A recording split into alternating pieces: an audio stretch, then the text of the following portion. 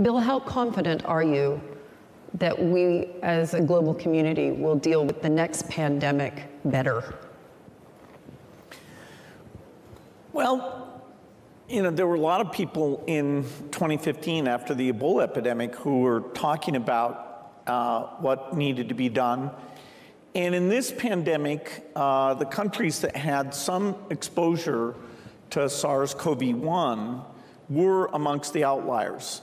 So Australia is a true outlier. They orchestrated diagnostics, they executed quarantine policies, and they have a death rate in a different league than the other rich countries. I mean, just utterly different.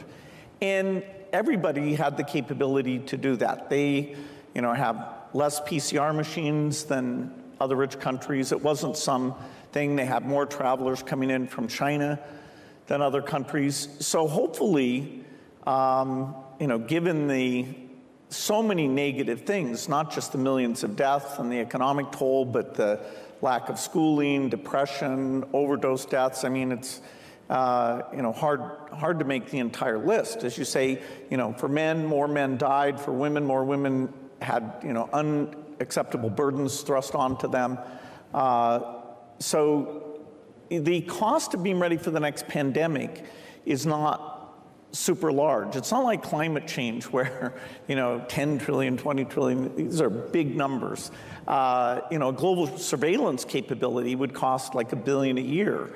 The R&D that we need to do to get magic vaccines and diagnostics and therapeutics, that's less than $100 billion over the next. Confident you have, I know you're looking for more money from Congress for this vaccine campaign and for COVID funding going into the fall. How much of the supply of vaccines for these small children is there, and how many of the nation's kids will you be able to get vaccinated before you need more money from Congress?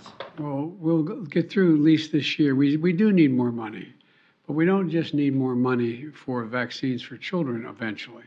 We need more money to plan for the second pandemic. There's going to be another pandemic. We have to think ahead.